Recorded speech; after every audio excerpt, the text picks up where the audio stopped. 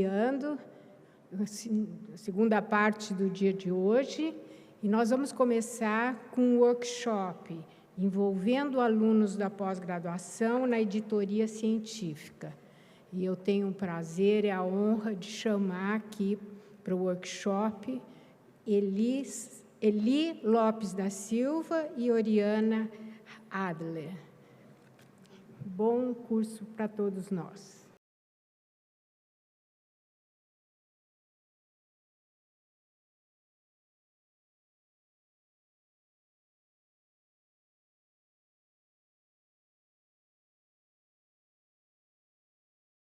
Eu ia dizer, gente, oi, boa tarde, gente. A gente está vendo se tem microfone sem fio, só para a gente não ficar aqui tipo orador de formatura, assim.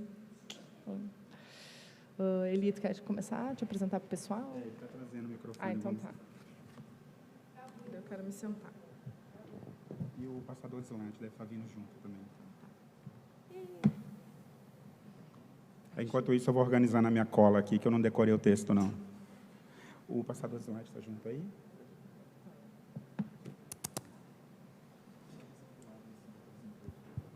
É um só. Acho que um só. Um só. Senão a gente vai se confundir. Está ligado aí?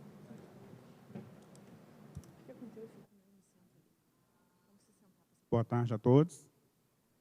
Estão nos ouvindo bem? Então tá.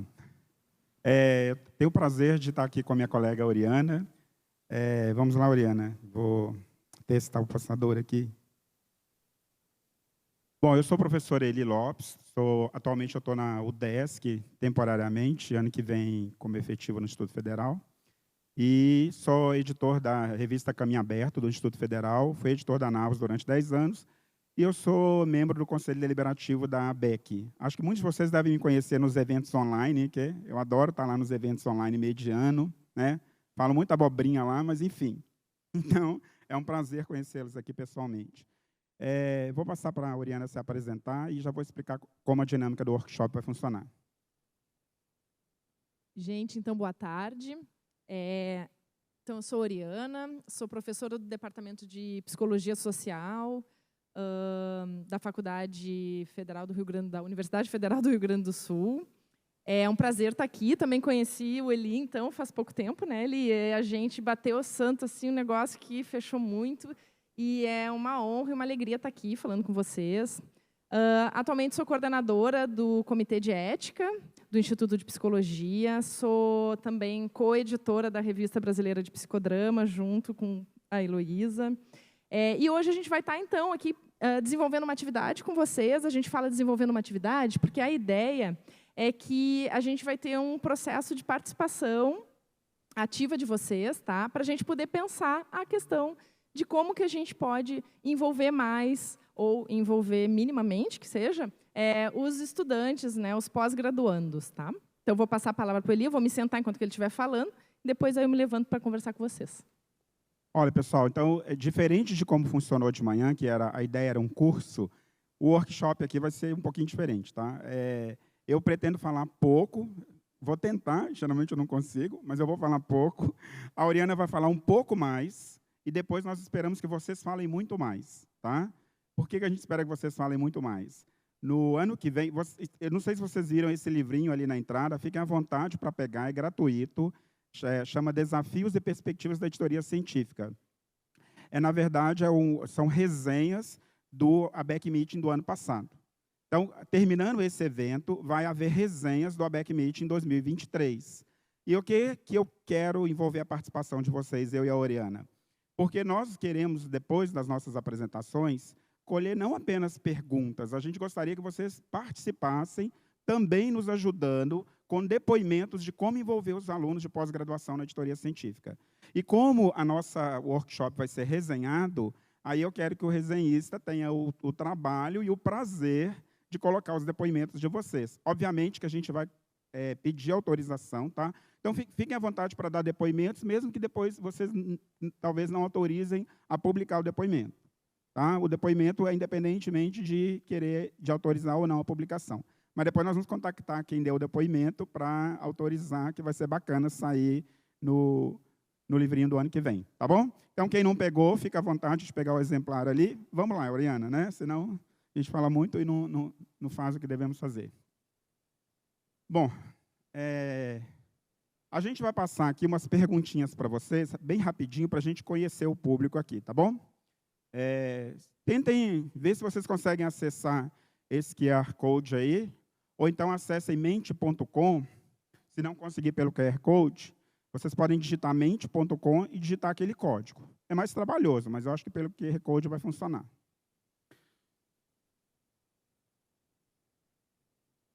Esperar um minutinho, que daqui a pouco já vamos começar a projetar as respostas ali. Tá dando para acessar aí, pessoal? Tá. A Leila que está dizendo que sim.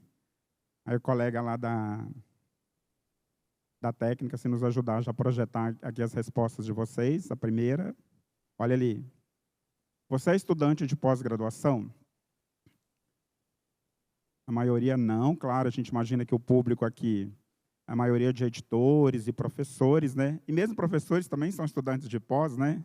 Eu estou fazendo um pós-doc, então eu me considero estudante de pós-graduação.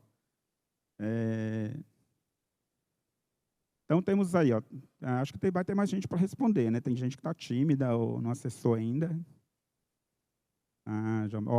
Obrigado. Ó, o pessoal da técnica está antenado. Quem não acessou ainda, está vendo gente apontando a câmera do celular, perfeito. Se não der certo, pode ser, você entra no navegador seu aí de internet, mente.com, e digita aquele código ali, tá? Está aumentando o número de respostas aí. Vou dar mais um minutinho, a gente passa para a próxima pergunta. Então, a gente está aí até agora. Voltamos aí com o código. De 50 pessoas, 10 não são estudantes. Então, dá mais ou menos 80% do público aqui não é estudante e 20% de estudantes. Não é isso? Se eu fiz a conta certa, não é, Oriana? Depois do almoço, a Oriana me serviu 3 copos de vodka, então não sei se eu estou fazendo a conta certa. Vamos para a próxima pergunta. Continua, é o mesmo código, tá, pessoal? Então, se você está aí no Mentimeter, já vai visualizar a próxima pergunta. Vamos ver lá, né, Oriana, o que vai aparecer aí agora. Próxima pergunta para nós. É isso aí, ó. Você é editor de periódico? Olha. Agora ele dividiu a tela, está muito legal. Obrigado, galera aí da técnica. Tem o QR Code aqui, as respostas lá. Adorei esse painel, meu sonho é um dia ter um desse. Claro, né, como a gente esperava no evento, o público, a maioria é formado por editor de periódico.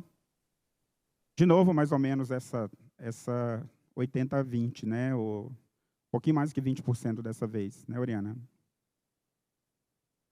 Perfeito. Tá bom, acho que alguns não estão respondendo. Vamos lá? Ok? Eu estou bem na frente do QR Code, né? Professor retardado, né? Pede um aluno para fazer, copia o para casa. Professor, mas o senhor está na frente do para casa, não tem como copiar, né? Eu sou da época do retroprojetor, colega. Eu lembro que eu tinha um professor na graduação, ele tinha recém terminado o mestrado dele, era a primeira vez que ele dava aula. Aí ele pôs a lâmina lá em cima do retroprojetor, né, o plástico lá, vocês lembram daquele plástico? Beleza que era aquilo, né? A gente acaba denunciando a idade, né, que eu já passei dos 50, há muito tempo, há uns 20 anos eu passei. E aí ele ficou na frente do retroprojetor. E aí, colega, a gente não contou para ele. Quando acabou a aula, que a gente contou que a gente não viu nada da aula dele. Sacanagem também, né? Demônio que a gente é. Então, tá aí, pessoal, editor. Colega, pode ir para o próximo, por gentileza, no Mentimeter. Só mais 2 perguntinhas, pessoal.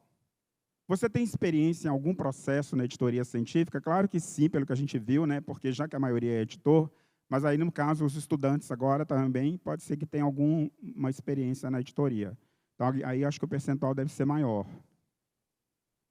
O pessoal está rápido agora nessa resposta, Oriana. Podíamos passar a tarde inteira aqui brincando do Mentimeter.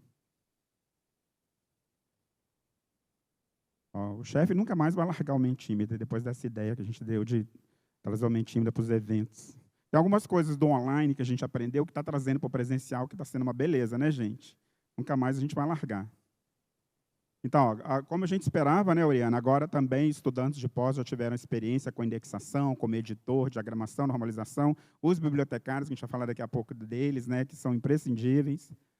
Então, o percentual bem maior. Olha, Agora, menos que 5% que não teve nenhuma experiência na editoria. Pelo número de respostas, podemos ir para a última pergunta, por favor. Agora é o seguinte, agora é nuvem de palavras aí. Escreva uma ou duas expectativas suas em relação a esse curso nosso aqui, tá? Esse workshop, não é o Albeck Meeting como todo. Agora, Oriana, é que a gente está lascado, independente da expectativa ali, pode ser que a gente não cumpra, tá, pessoal? Uma coisa é o que você espera, eu não estou dizendo que a gente vai cumprir. Vamos tentar. Mas como eles não vão nos ajudar a cumprir, vai ser fácil, né? Ó, inovação, experiência, novidades, atualização.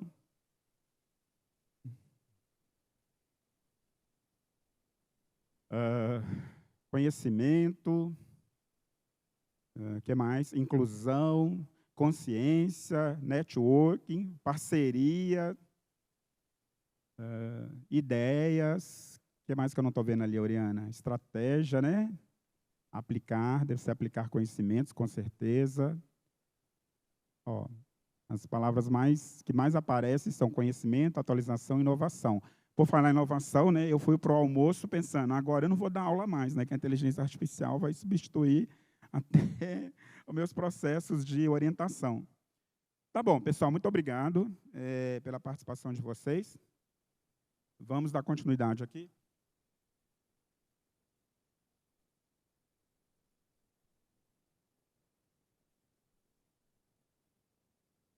Bom, a gente vai passar um trecho de um vídeo aqui para vocês. Eu vou dar um play aí.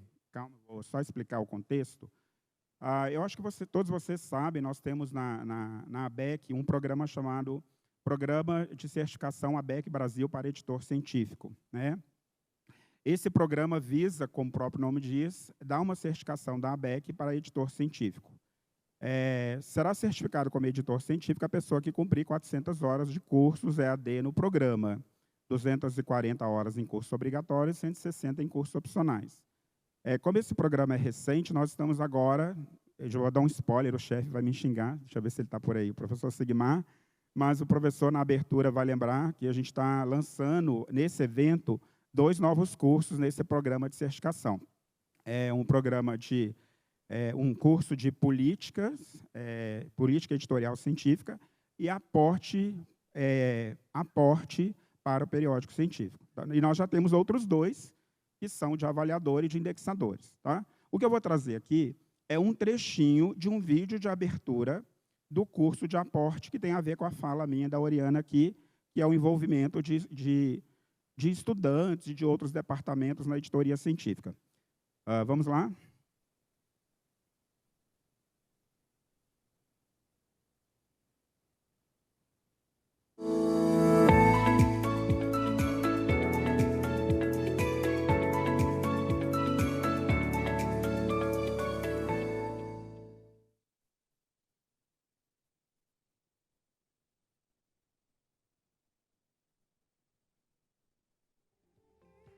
O editor executivo precisa de apoio de diversos atores para suas atribuições, tais como um profissional da tecnologia da informação para o gerenciamento do servidor de hospedagem do periódico, bem como a sua preservação digital. Há ainda as etapas de editoração científica, que exigem diferentes atores como web designer, diagramador, revisor textual, tradutor, revisor de normas, o responsável pela indexação, dentre outros.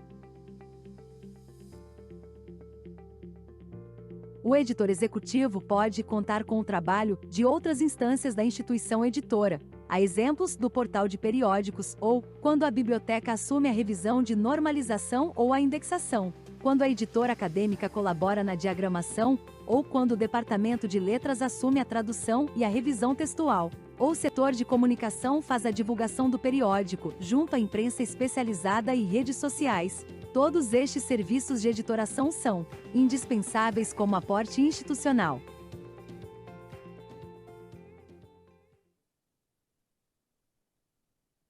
Ok. Bom, então, como a gente diz, é apenas um trecho, tá? O vídeo todo lá no curso de aporte institucional, que eu espero que vocês façam. Ficou, modéstia à parte, com um curso bem legal, né? Modéstia à parte, que eu sou da equipe, mas não fui eu que escrevi o curso, foi escrito pela Beth Verla, que eu apenas ajudei na formatação. E o curso vai falar do aporte institucional como um todo, recursos financeiros, recursos humanos, recursos de tecnologia. E nessa parte de recursos humanos, que é o que toca a nossa apresentação aqui, é que eu trouxe para vocês, tá bom? O legal é que no final do curso a gente tem um laboratório lá nesse curso de aporte institucional, que o editor faz o laboratório e ele verifica como é que está a revista dele em relação ao aporte. E pasmem, gente, foi uma coisa já verificada na tese da Elizabeth Verlag, o editor ele descobre no final que, às vezes, a revista dele sequer tem um documento que formaliza a revista junto à instituição, né? Algumas sequer estão no portal de periódicos da instituição e uma série de outros problemas que o editor, às vezes, se depara, né? Às vezes tem o editor, né? Claro, alguns casos, né, a maioria vai até rir disso, mas tem editor que acha que, por exemplo, o fato do cara de TI fazer um backup dos arquivos dele lá, ele está fazendo preservação digital. E aí ele descobre no curso de aporte que ele não sequer tem preservação digital. Coisas desse tipo, tá? Mas vamos lá, então. Alguns personagens aqui que a gente poderia envolver os alunos de pós-graduação, né? Como vocês viram ali. Então, você poderia ter uma pessoa para fazer o web design da revista, né? Então, quantas vezes a gente vê, eu já vou emendar até com o próximo, que a gente vai falar da diagramação, que são coisas interligadas, e às vezes o cara baixa lá, por exemplo, o OJS, faz a instalação do OJS e quer fazer uma alteraçãozinha boba que seja na página da revista e fica dependendo da TI da instituição, que às vezes demora séculos ou não consegue atender, né? Imagina se você tivesse os estudantes de pós-graduação que pudessem estar trabalhando nessa parte de web design da revista. Como eu falei, né, eu ia emendar um pouco com a questão da diagramação, porque a diagramação envolve não só o design da revista como um todo, mas a gente pensar também, né, Oriana, na diagramação dos artigos, né? Na diagramação se você quiser, por exemplo, na revista colocar entrevistas, né? Como é que vai ser a diagramação de uma entrevista na revista? Como é que vai ser a página que você vai colocar uma entrevista combinada com texto, né? Quem vai formatar isso, né? E será que você vai fazer isso dentro da própria revista também, usar o OJS? Ou você usaria alguma coisa de apoio, como um software tipo WordPress, para fazer isso junto com a revista? Enfim, então, se você envolver alunos da pós-graduação para trabalhar nessa parte da diagramação, seria bastante interessante, né? Revisor textual, e aí a gente pode pensar, a gente vai falar daqui a pouco de departamentos, mas o revisor textual pode ser, né, estudante da pós-graduação. Você não precisa ter um revisor textual externo e nem necessariamente contar que o autor se responsabiliza pela revisão textual. Eu sei que facilita muito a vida do editor você simplesmente exigir dele uma declaração de que ele se responsabiliza pela revisão, ou exigir dele uma declaração, por exemplo, se o texto é em português, né, uma declaração de que um revisor fez a revisão com o nome do revisor. Eu tive um artigo publicado ano passado que me foi feita essa exigência. Eu tinha que mandar o nome da pessoa e com a declaração dela, dizendo que ela fez a revisão do meu texto. Tá, mas se a revista puder oferecer esse suporte e envolver os alunos de pós para esse suporte, seria fantástico, né? Então, assim como a revisão, você tem também a questão da tradução, né? No mínimo, por exemplo, o resumo, você vai querer fazer a tradução para o inglês, ou para o inglês, espanhol, ou para outros idiomas, né?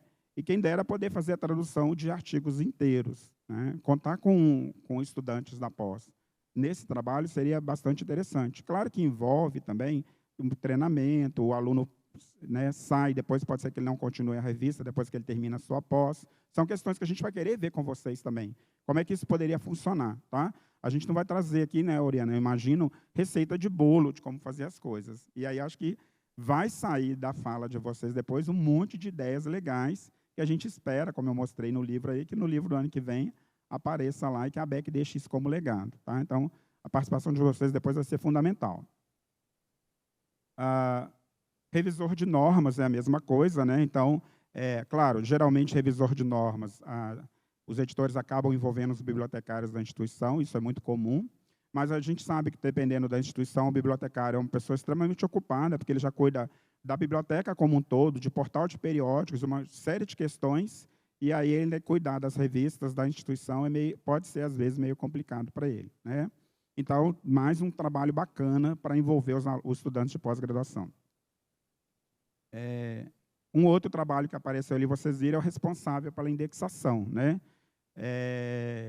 Quem aí faz XML já sabe o inferno que é. Quem criou aquilo foi o demônio, e um dia talvez aquilo seja fácil fazer, né? Mas hoje é um sofrimento, e não é simples fazer, né? É muito trabalhoso, realmente é sacrificante. Claro, algumas revistas, quem tem dinheiro pode pagar para uma empresa fazer, né? Mas é um trabalho também que você poderia ter uma equipe de estudantes de pós treinada para fazer o trabalho de indexação. Tá? Bom, e aí, claro, a gente, além disso, vocês viram lá no vídeo, né, pode envolver outras questões, né? Como eu falei, o portal de periódicos é fundamental ele ser parceiro das revistas, né?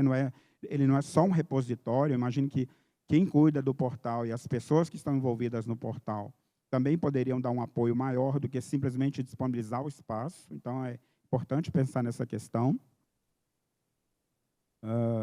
Aí a biblioteca, vocês sabem que ela é parceira, né? E aí já vou passar aqui, tem um artigo bem bacana, que é esse aqui, ó, da Solange Santana e Marivaldi Francelin, o bibliotecário e edição de periódicos científicos, lá da Revista Brasileira de Biblioteconomia e Documentação, né? Nesse artigo, eles vão mostrar, assim, elas vão mostrar que os bibliotecários estão envolvidos principalmente em normalização técnica, né? Que acaba sendo uma responsabilidade que não deveria ser só do bibliotecário, mas é claro que ele, sem dúvida, é a pessoa mais indicada. Mas gerenciamento do fluxo editorial, olha que bacana a participação do bibliotecário no gerenciamento do fluxo, né? Assessoria aos autores e pareceristas, divulgação ao público, né? E aí você poderia envolver estudantes de pós de outros setores, revisão textual, elaboração de relatórios, enfim, eu não vou ler todos ali, olha. E aí vamos passar para aqueles que apareceu menos no artigo, né? A elaboração da ficha catalográfica, desenvolvimento de projetos, assistência editorial e assessoria técnica. E claro, né, pessoal, eu lembro sempre da minha colega Elizabeth Verlag, porque a tese de doutorado dela foi justamente sobre o aporte institucional para a editoria científica, e a Beth sempre fala, ela fez o doutorado dela lá na UFSC, na Federal de Santa Catarina, eu moro lá, moro em Florianópolis, não sou de lá, eu moro lá, e ela sempre fala, olha que engraçado, a editora aqui da UFSC nem sabe quais as revistas que tem na instituição, e a editora tem um monte de gente trabalhando na editora que poderia dar suporte, não só ao portal de periódicos, mas dar suporte também às revistas da instituição. E, às vezes, a gente não consegue enxergar essa parceria. Então, a Beth fica sempre cobrando essa parceria. Eu sempre lembro da Beth falando assim, é engraçado, eu nunca vi, depois eu espero ouvir no depoimento de vocês alguma notícia boa, mas eu sempre ouço a Beth falando assim, eu nunca vejo as pessoas falarem de parceria da editora, das instituições, com o portal de periódicos e com os próprios periódicos em si e com os editores. É uma crítica construtiva, tá, pessoal, da Beth, eu acho bem bacana. E, claro, né, gente, quando a gente fala de envolver estudantes de pós, a gente está falando não só das atividades, como a gente falou ali, de tradução, de design, diagramação, etc., mas a gente pode falar de envolver outros departamentos, né? Então, se eu falo de tradução, por que não envolver o departamento de letras, né? Quando eu vou falar de editoração, diagramação, por que não envolver, por exemplo, departamentos da área de TI, né, divulgação com o pessoal de marketing. Então, essas parcerias são fundamentais de serem estabelecidas. Bom, então, eu falei que eu ia falar pouco, eu acho que eu consegui cumprir, e vou dar um pouco mais de espaço para a Oriana, e depois nós queremos dar mais espaço ainda para vocês, tá bom? Oriana, é com você.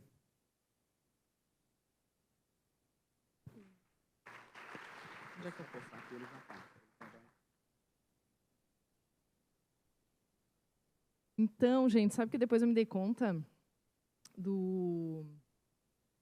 que o Eli fez tudo super, eu acho super revolucionário o negócio ali do Mentimeter, não sei o que e tal.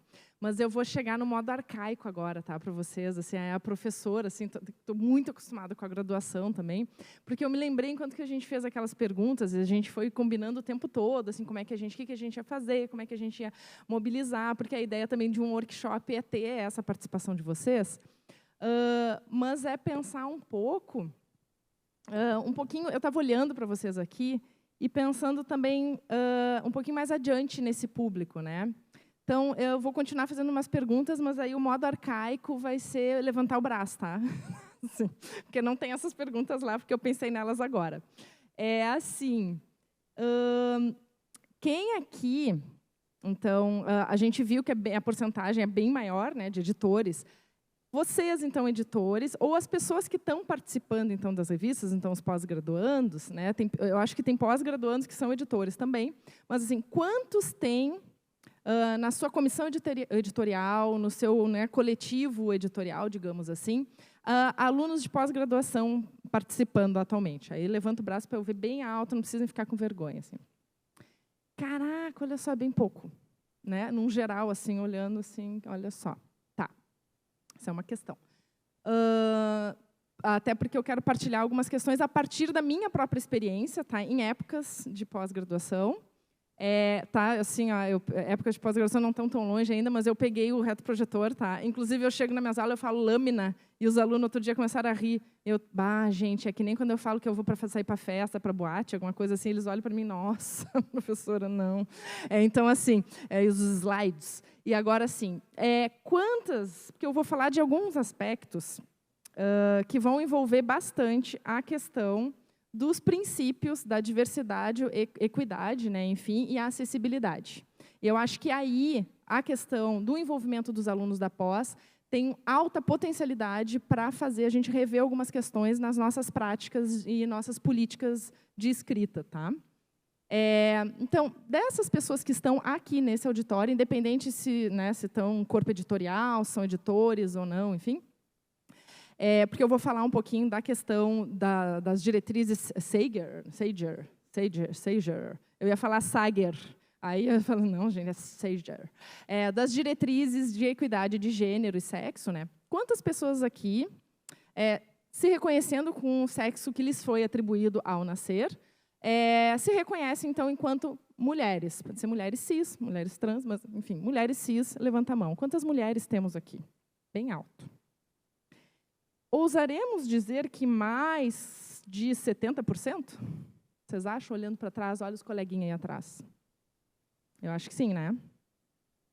Dessas, e agora vamos abrir também, tá, para os colegas, então, homens, também. Quantas pessoas aqui têm filhos?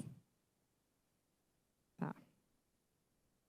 Então, tá. Dessas pessoas que têm filhos, principalmente numa sociedade pós-pandêmica, porque, enfim, né, a gente convive com a Covid, convive, né, com tudo que está aí, sentiram que isso fez diferença no processo de produção acadêmica? Levanta a mão, se sim. Por que eu falo isso, tá, gente? A gente fez uma pesquisa, ainda que breve, pensando nisso que o Paulo José da Costa, numa publicação que ele fez em 2011, né, num editorial que ele fez, onde ele falou sobre a editoração científica, a luta continua, ele lançou essa questão. Muito ainda é preciso fazer para que o processo de editoração não se torne apenas uma luta pessoal do editor, mas se constitua num projeto coletivo e institucional. E se a gente fala em projeto coletivo e institucional, e eu vou tomar essa expressão para a gente poder caminhar, tá? Eu vou usar ela como o fio condutor da minha fala, a gente precisa estar olhando quais são os projetos coletivos institucionais que atravessam e compõem o corpo dos pós-graduandos com os quais nós temos convivência. Porque, e ousamos dizer, a gente fez um levantamento com alguns pós-graduandos que a gente perguntou, assim, no geral, de algumas áreas. Tá? Gente, somos das ciências humanas, né? Então eu sou da psicologia social. Obviamente, assim, a pessoa fala com os contatinhos ali, né?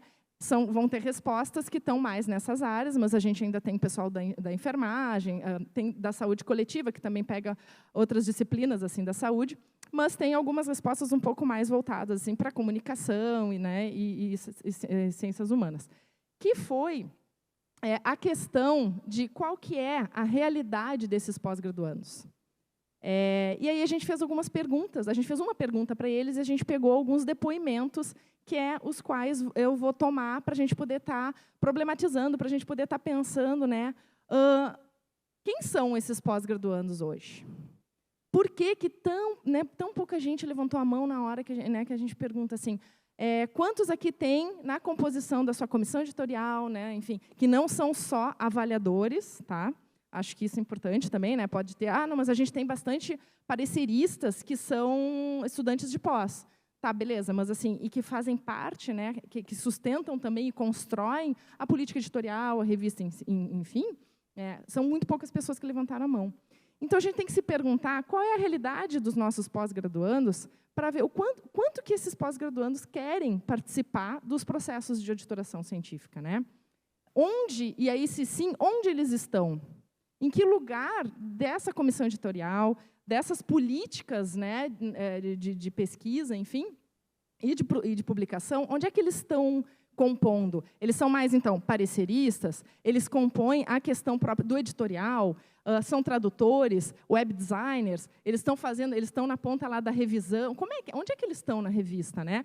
Como que eles estão desempenhando esse trabalho, tá? E por que nós queremos? Por que a gente acha importante a participação dos pós-graduandos, né, na produção de conhecimento, na publicação, né, na publicação científica? E é isso que a gente fez, tá, gente? A gente foi perguntar para eles, então, para ver, e aí eu trago esses depoimentos para disparar os tópicos da minha fala aqui, tá? A gente fez essa pergunta para eles.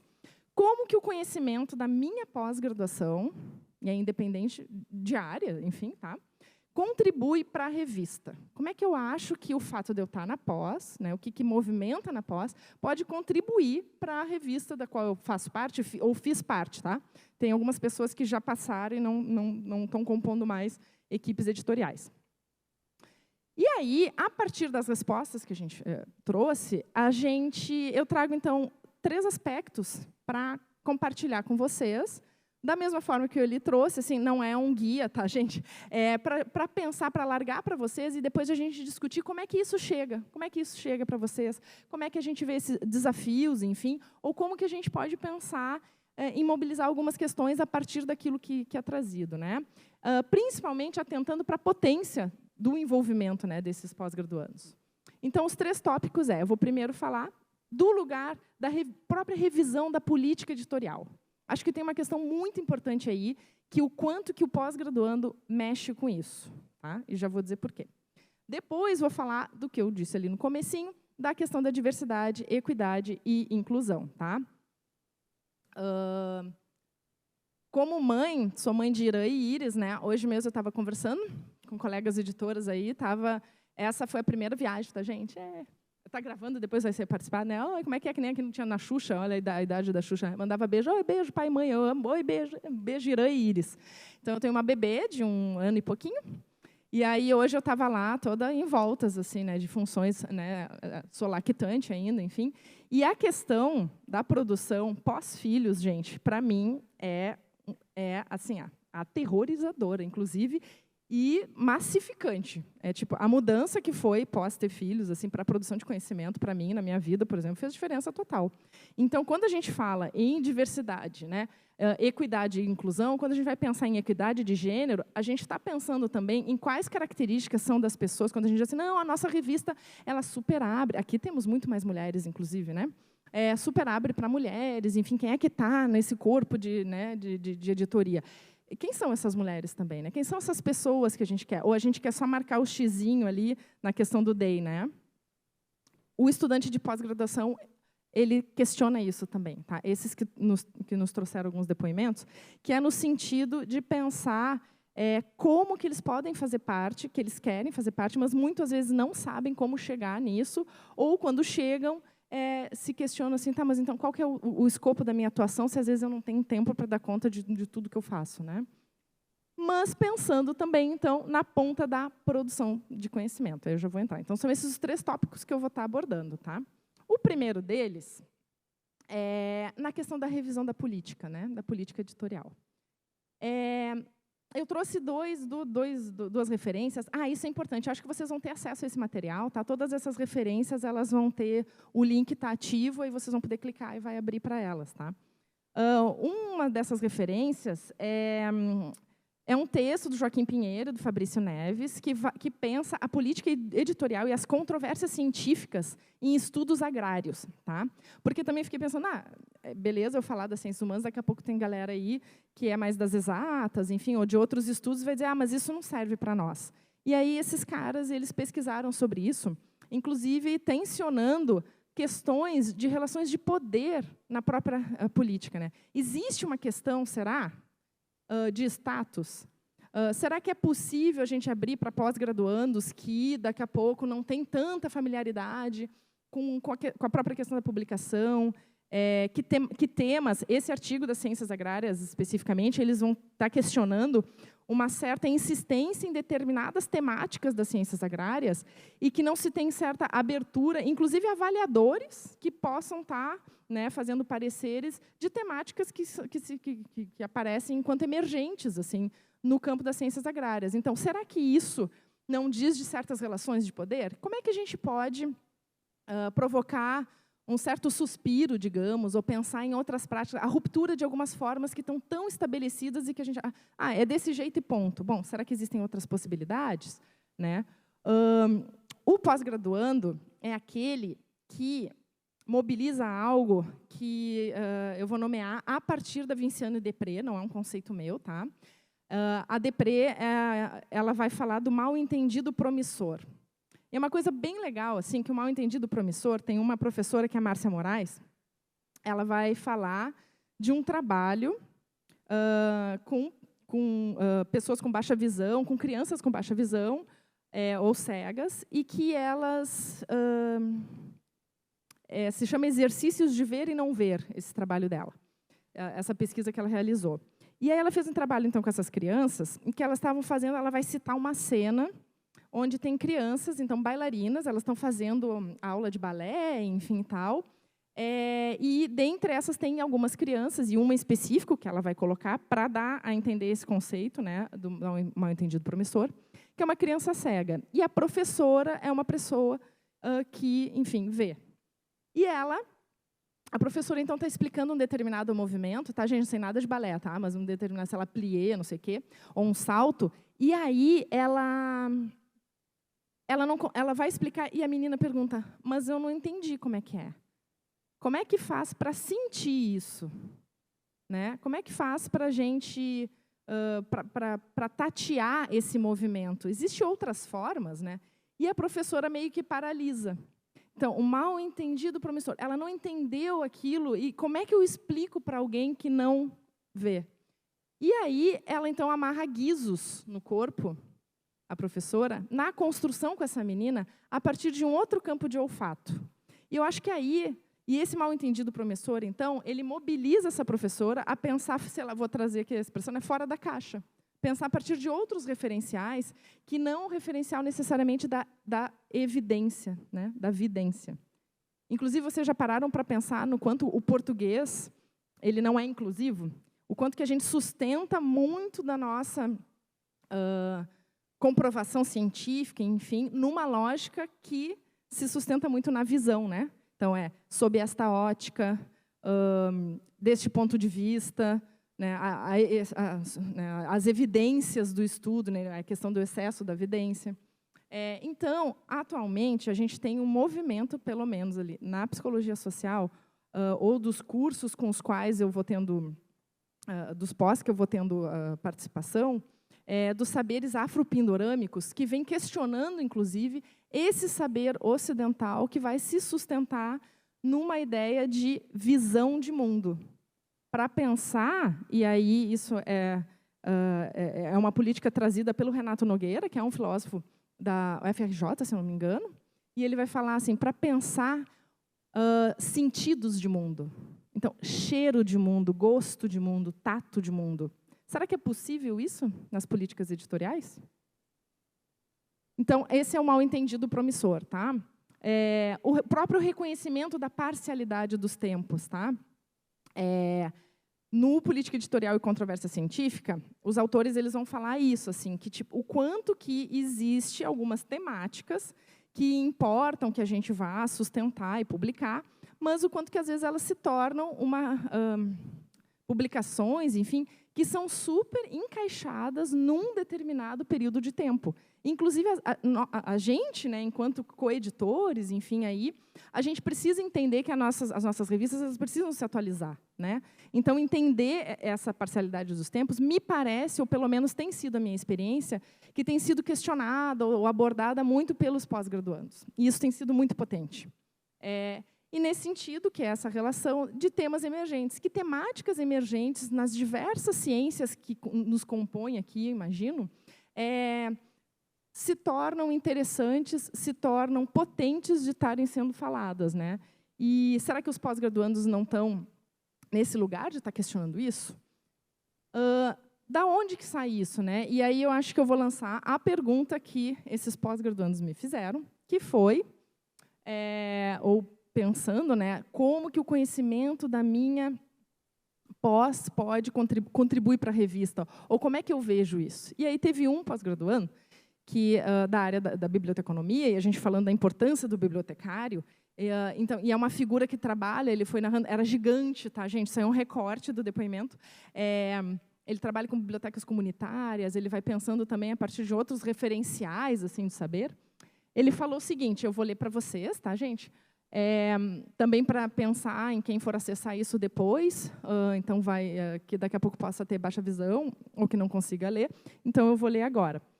A gente tem um grande problema no formato como esse trabalho é pensado no geral, ele diz. No modelo do trabalho acadêmico mesmo. Sobre a quantidade de trabalho não pago no processo editorial. E onde fica o lucro nesses processos. A gente produz pesquisa na academia, e aí a gente podia daqui a pouco fazer uma outra pergunta, que é quem daqui dos editores que recebe enquanto editor? Enquanto editora, né? Quero ver quem é que levanta a mão aí. Porque ele está questionando isso não só em termos da participação do pós-graduando, mas, no geral, né, a questão de, bom, num movimento de mercado como o que nós vivemos hoje, como a questão da invisibilidade do salarial, enfim, a invisibilidade da quantidade de trabalho que quanto que isso bate também nesse lado do trabalho da pós-graduação. Então, aí ele está dizendo, então a gente produz pesquisa na academia, produz publicações, e muitas revistas de qualidade são de universidades públicas, e o trabalho todo de produção da revista, de condução, corpo editorial, avaliadores, a própria escrita, a maior parte desse trabalho não é pago. No máximo, bolsistas de graduação. Assim, se formos pensar no buraco desse mundo do trabalho editorial acadêmico, está em uma relação de trabalhar pelo status, pelo currículo, e não ter remuneração para isso. Vejo aí o principal problema de comprometimento dos estudantes. Um outro acadêmico, então, na área de comunicação, disse assim, que é preciso olhar para a necessidade, então, de políticas para ter bolsas específicas, que possam ser concomitantes, inclusive, com outras remunerações para os pós-graduandos conseguirem atuar com compromisso com as revistas. Esse compromisso é muito difícil de exigir dos estudantes quando não há uma política instituída que valorize esse trabalho. E mesmo que essa política seja muito difícil de alcançar, em curto prazo, a própria certificação desse trabalho. Como é que acontece? No mundo em que vivemos, em que as bolsas, mesmo com os reajustes, não cobrem as despesas básicas com as pessoas, esse é o elefante na sala que muitos não querem enxergar. Como remunerar o trabalho feito pelos pós-graduandos na revista? E aí, pensar em como qualificar o trabalho, com formações, informações que possam trazer e interessar os estudantes, para compreender os meandros desse mundo da publicação, que é muito complexo. Com exceção de que quem está há mais tempo, a realidade das revistas é distante. Vão guardando esses depoimentos, o que vai tocando, assim, enfim, ou, inclusive, assim, concordam, não concordam, acho que não é bem assim, como é que é, para a gente exatamente poder debater e a gente fazer escopo desse workshop para que a palavra passe adiante. Assim. E, por fim, nessa questão da revisão da política editorial, um outro depoimento do pessoal da saúde coletiva, enquanto que falou assim, enquanto que a pós reivindica para si um compromisso de natureza ético-política, valorizando a problematização e a inventividade na produção de conhecimento, o periódico vem atendendo muito mais a uma demanda burocrática e institucional, regida por diretrizes de outra ordem. É nesse sentido, portanto, que eu vejo como é fundamental o trânsito entre essas duas esferas, pois trouxe a possibilidade de operar rupturas e fissuras em redutos até então inabaláveis, ao mesmo tempo em que nos permitiu circular por terrenos considerados até então intransponíveis. Tá? Dito isso, outros depoimentos nos fazem pensar a questão da diversidade, equidade e inclusão, tá?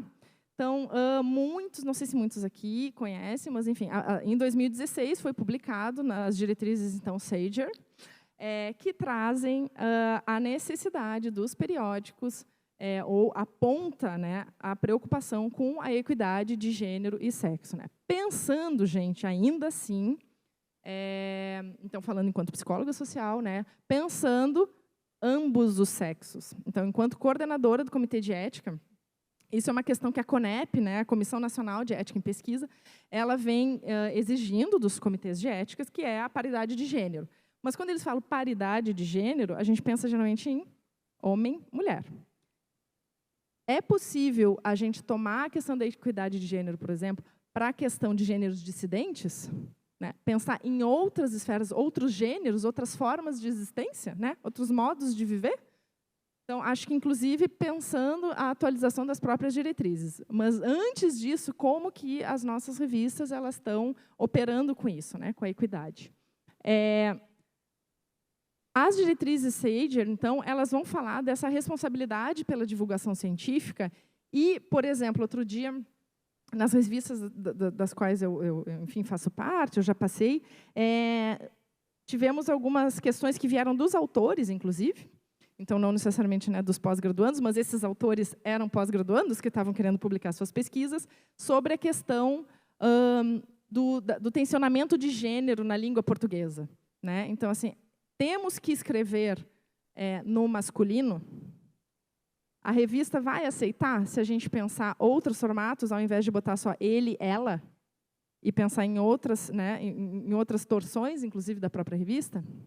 Como é que é isso, né? Nesse sentido, operar com a presença da diferença. Como é que a gente opera? Entendendo que existem, diretrizes gramaticais, normas a serem seguidas, mas como é que a gente opera isso, né? Esse núcleo assim da pós-graduação nos fez questionar isso, assim, para pensar, inclusive, a garantia de direitos de acesso, né?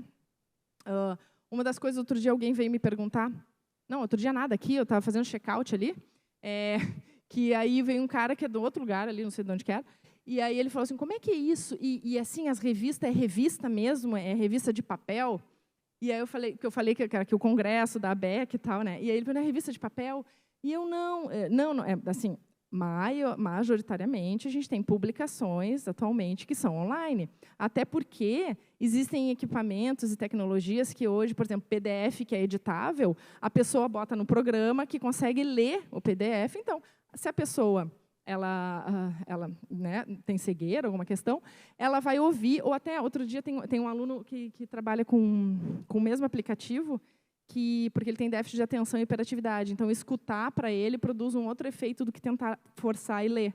Então, assim, olha que legal a gente pensar a própria revista online, o quanto que vai produzindo né, a amplitude de acesso, né?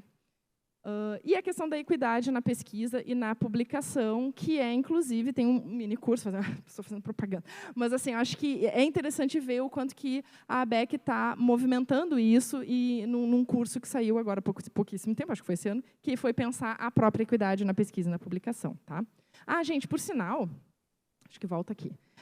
Então, assim, tem um texto da Heloísa, pessoa assim, a chefe, da Heloísa, que se chama O Psicodrama Confirma a Missão Política da Diversidade, Equidade e Inclusão, no editorial, onde a gente vai tensionando um pouquinho e pensando isso. Tá? Nesse âmbito, dos depoimentos que vieram, na minha área, o pessoal falou assim, bom, eu diria que, principalmente, como é que a minha pós contribui para a revista? É a partir, então, da riqueza e da diversidade de perspectivas com as quais estamos em contato na pós. Diversidades de perspectivas conceituais, teóricas, de campo, de atuação. Isso nos deixa com um olhar muito mais amplo e cuidadoso para lidar com os trabalhos que chegam na revista. Lidando com os autores que vêm de diferentes perspectivas, que vêm de diferentes metodologias de pesquisa, que querem publicar trabalhos de diferentes áreas, e como nós já vivemos isso na pós, trazemos isso na diversidade. Então, é um outro olhar sobre a diversidade também, pensando a própria produção, né, política das pesquisas, diferentes métodos, diferentes perspectivas. E também um olhar mais atento para o que publicamos. para o que chega e como escrevemos os editoriais. Que posicionamentos e linhas editoriais assumimos nos artigos que publicamos. E aí, nesse sentido, gente, essa imagem, ela é uma imagem da Erika Hilton, tá? De um trabalho da Heloísa Helena, que é uma artista plástica, que fez pintura no corpo a partir de frases que tocam e que produzem efeito nos corpos, assim, dessas pessoas que foram pintadas, tá? E aí eu trago essa imagem da Erika Hilton porque eu acho bem importante a gente pensar, afinal, quem que está na ponta? Quem são os corpos esses que estão na ponta da produção de conhecimento, né? Porque, sim, a gente tem as nossas pesquisas, os nossos projetos, nós fazemos pesquisa, mas os pós-graduandos eles estão lá, muitas vezes, em campo, estão envolvidos com... Não é só a escrita de teses e dissertações, é tudo que mobiliza a escrita de teses e dissertações, é tudo que mobiliza a produção desses artigos, assim, né? Então, entendendo isso, existe um certo pedido, a partir desses depoimentos, né, de capacitações, treinamentos, e a atenção ao acesso aberto. Inclusive, a gente sabe o quanto que isso é o checklist ali, né? A revista de vocês tem acesso aberto? Quando a gente vai responder alguns, né, alguns referenciais avaliativos assim, dos indexadores, a questão do acesso aberto hoje. E o quanto que isso diz de um processo, né, de inclusão também dos pós-graduandos. Pensando em quem está na ponta, e aí olhando assim, né, a gente tem uma pesquisa que saiu eu não sei falar o nome direitinho, tá, gente, mas do Vaidehi Nafad e Paulo Amisen, que foi no BMG Global Health, em 2019. Foi uma pesquisa que aconteceu nos periódicos, tá? Pensando a questão da equidade, diversidade e inclusão. Foi feito um levantamento com 551 comitês editoriais de jornais da área da saúde, tá? Desses, 35% eram mulheres e 65% eram homens, tá? Internacionais, jornais de saúde de tudo quanto lugar. Desses 35%, dos 35% de mulheres, 11% desses faziam parte de 33% que pertenciam a países com baixa e média renda. Por que eu trago esse dado? Assim, para a gente ver quem que está mobilizando também. Quando a gente fala, então, em equidade, né, paridade de gênero, é pensar quem é que está na ponta da produção de conhecimento também. Né? Quem que muitas vezes sustenta a partir de toda uma relação de realidade, de atravessamentos interseccionais que produzem esse conhecimento. Estou quase acabando, prometo. E aí, nesse sentido... na área se eu não me engano agora da enfermagem? Não, da psicologia, depois tem uma da enfermagem. O pessoal fala assim, tem uma distância muito grande, às vezes, entre o que aprendemos, estudamos e o dia a dia da revista, pois é um trabalho extremamente técnico e o que sobra para nós é algo que tem pouca oportunidade para estarmos pensando criticamente. Nesse sentido, estar no próprio editorial possibilita isso. E me parece aí que tem um convite, ou pelo menos, né, e aí, galera, estamos aqui. E no campo da enfermagem, então, a pessoa responde, ao entendermos como se deve lutar, como se deve jogar esse jogo do conhecimento, e eu acho que é interessante pensar essa expressão que o pessoal, né, que esses acadêmicos colocaram, esse jogo do conhecimento que está posto muito antes de nascermos, talvez consigamos vitórias relevantes e estratégicas, que nos permitam um dia ganhar essa guerra, entre aspas. O problema, em contrapartida, é acabarmos nos acostumando com ela, nos fazendo perder de vista, por exemplo, o quanto que ela é cansativa, desgastante e violenta, sobre o rótulo de ser necessária. Então, às vezes, que práticas necessárias que a gente perpetua, né, nos nossas políticas editoriais.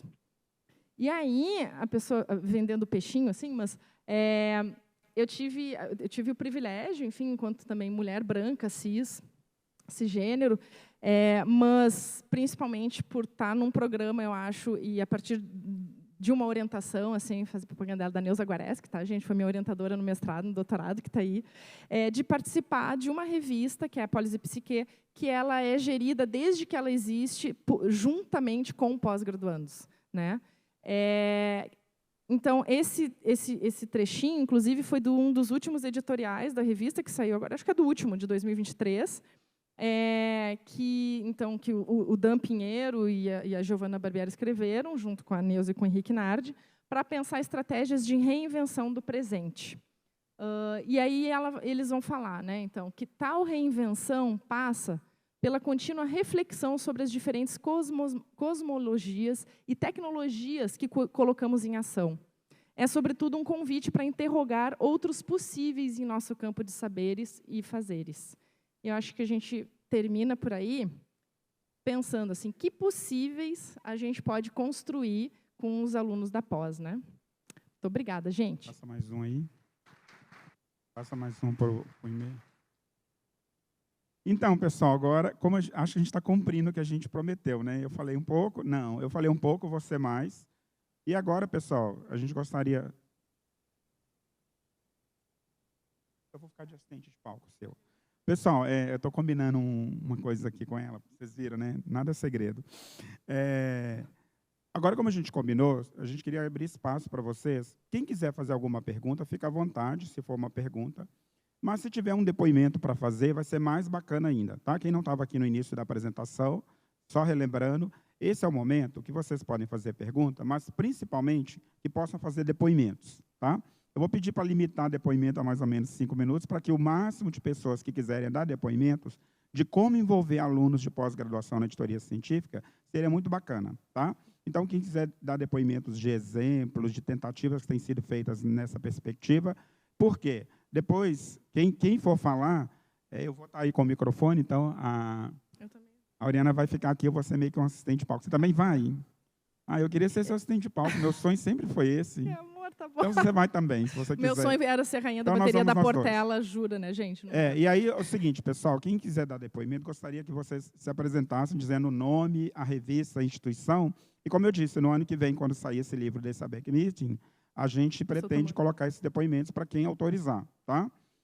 Então, vamos lá. Quem gostaria de falar? A gente vai com o microfone aí. E acho que a gente pode descentralizar um pouco também da gente, para a gente poder, para vocês se olharem, assim, sabe? Conversar com os colegas, assim, também, que eu acho que é bem importante. Meu sonho sempre foi fazer teatro, mas eu não passei no curso. Sério? E se eu fosse fazer, eu ia assim no público, que bom, como eu vou fazer agora. Vamos lá. Só para avisar também, eu sou co-editor da Revista Brasileira de Psicodrama, né, gente? Então, a pessoa está assim, se mexe para tudo quanto é lado, deu para falar.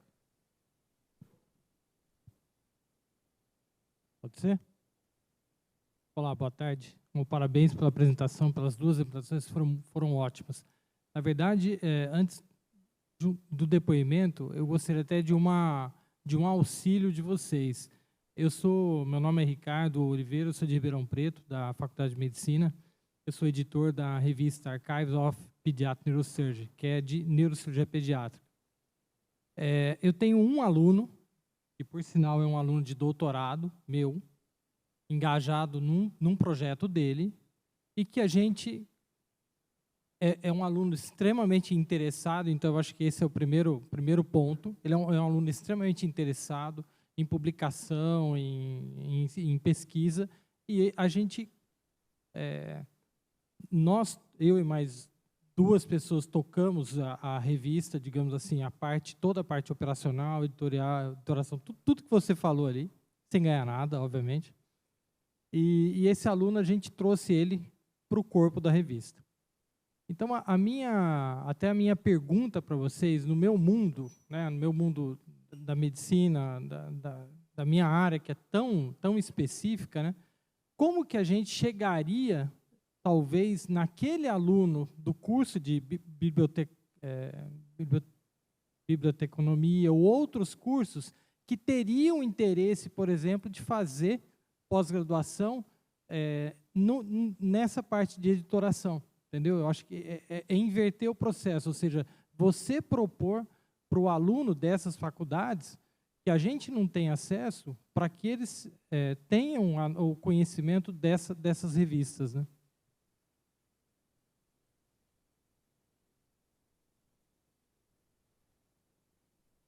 Oriana, antes que você responda, deixa eu pedir uma desculpa em público. Eu sou mineiro e lá em Minas, quem mais é mineiro aqui? Levanta a mão. Lá em Minas a gente come a letra D, não é? A gente fala assim, eu estou passeando, né? Ao invés de falar, eu estou passeando. Mas sabe que agora eu descobri que eu como também a letra I. Olha como eu escrevi primeira parte ali. Que vergonha, pessoal. 1000 desculpas assim, pelo vexame, tá? Então, agora o mineiro come a letra I aqui também. Fala, Oriana, por favor. Ai, não tinha visto também. Não, eu ia dizer que eu acho que a gente pode fazer... Posso ficar respondendo o que eu acho? Mas eu acho que é legal, gente, porque eu vi várias mãos, fiquei muito contente. Inclusive, daqui a pouco tem gente aí que editora... Gente, faz quanto tempo? Faz 2 anos que eu estou nesse papel. Não, mentira, vamos contar a pós-graduação. Faz mais tempo.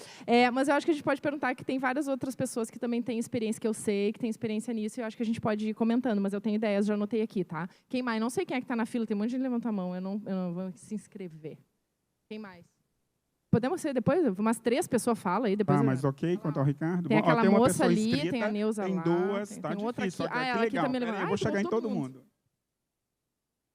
Boa tarde, meu nome é Cristiane Galache, eu sou professora associada na Universidade do Estado do Rio de Janeiro e editora científica da revista Enfermagem UERJ, mas eu sou campineira, então eu também como D de vez em quando e falo porta. Cristiane, assim como ele falou, eu também tenho uma condução meio solitária na revista, apesar de eu ter 12 editores associados, eu faço sozinha tudo aquilo que está naquele quadro ali que vocês colocaram. E a gente vem tentando inserir estudantes de pós-graduação. A gente começou nesse ano, por diversas transformações que eu venho implementando desde 2020 na revista. Esse ano a gente fez essa tentativa da inserção do estudante de pós-graduação. A nossa primeira opção foi a obrigatoriedade de algumas atividades para os bolsistas, né? O que já vou dizer desde já que não funciona. Mas eu tenho uma visão assim, muito preocupada com relação aos interesses dos nossos estudantes. Por que eles chegam na pós-graduação? O que eles querem? Então, eu já tive estudante que veio fazer mestrado porque quer progressão de carreira no serviço público. Não é porque ele está literalmente interessado no seu desenvolvimento ou mesmo no possível impacto da sua pós-graduação. Enquanto outros estão muito interessados, sim. Né? Mas tem a questão do interesse e tem a questão também, claro, financeira. Né? Eu fiquei pensando muito no depoimento que você colocou sobre como é que ele seria pago, se haveria uma bolsa. A gente tem uma população de estudantes consumida por uma falta de dinheiro, né? Por empregos que exploram e deixam eles menos tempo na universidade.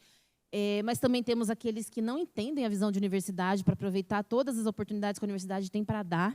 Então, acho que isso é uma das dificuldades de trazê-los para esse cenário também. Eu tive uma ótima experiência no primeiro grupo que passou na revista. 4 meninas que ficaram lá 3 meses, foi o prazo que a gente estabeleceu inicialmente. Elas ficaram lá 3 meses e fizeram indexação na Lilacs, fizeram revisão de normas. Não cheguei a estágios mais profundos por conta desse tempo curto, que eu já vi que é muito pouco. Né? Enquanto o segundo grupo sumiu, desapareceu. Fez nada. E está desaparecido faz uns 3 meses. A gente tem um grupo de WhatsApp, eu coloquei a lista de frequência lá para as coordenadoras da Bolsa. Eles não tiveram nem vergonha de falar que não fomos, porque não fomos. Né? Então, como a obrigatoriedade não funciona? Aí eu estou aqui assistindo e pensando, né, que 3 meses também é muito pouco, não dá tempo deles incorporarem e permanecerem. O que eu estou imaginando, pela pergunta que ele fez anteriormente, é lançar edital. Lançar editais convidando, e aí a gente abre para dentro e abre para fora da universidade. Né? Estou pensando em tentar fazer isso. Só que a minha grande dúvida é, algo que ficou a pergunta na apresentação, quem serão eles? Como que, dentro das normas das bases indexadoras, que a gente tanto luta para entrar e ficar, isso tem impacto? Porque em algum momento eu tenho que nomeá-los, eu tenho que expô-los lá. Né? Então, eu vou ter endogenia, não vou ter endogenia, eles pedem que sejam doutores, que sejam pesquisadores, isso e aquilo, e eles não são. Como é que isso impacta daí na questão editorial? Posso dar um palpite, Oriana, aqui? Então, porque eu acho que em relação à endogenia não é o caso, porque o que a gente está discutindo é o envolvimento dos alunos, não na equipe editorial propriamente, entendeu? A equipe editorial, sim, essa deve ser, como todos sabem, né? Ela deve ser diversa geograficamente, ela deve ser diversa em questão de gênero, né? Ela deve ser diversa em relação à formação, mas a gente está pensando, talvez, um pouquinho antes disso, das pessoas que vão ajudar o editor, que é aquela figura lá que a Beth Verlag criou, né? Que gerou aquele vídeo. Como que essas pessoas podem ajudar o editor, sabe? Aquele sofrimento do editor para colocar a revista no ar, né? Que a gente sabe o quanto o editor trabalha sem ser remunerado para isso, entendeu? Aí eu acho que, né? Ele é equipe, mas não é equipe, eu concordo com você. Mas, entendeu? Então, claro, se fosse colocá-los no corpo editorial, aí sim você teria um problema de endogenia sério, né, pessoal? Então, enfim. Tá, vai dar tempo de todos. Eu sei que o colega ali está inscrito, tem as meninas aqui, tem ali também. Vocês viram que a gente deixou bastante espaço para vocês darem depoimento, que vai dar, tá? Vamos aqui, acho que se inscreveu a Claudinha aqui. Claudinha está inscrita? Boa tarde, meu nome é Cláudia, sou da Universidade Federal de Goiás e hoje estou na coordenação do portal de periódicos. Nós temos 34 revistas. Dessas, nós temos umas 5 que têm ou passaram por elas alunos de pós-graduação. A Oriana e o Eli estavam falando, eu vi assim, tem o lado yin e o lado yang, né? Você tem vantagens e desvantagens. Você tem com o aluno nas revistas. Isso eu vou fazer um depoimento. Nós tivemos uma revista de aluno de pós, que a revista não durou 2 anos. Até foi muito, né? 2 anos. A revista logo, os alunos, porque eles são passageiros na universidade.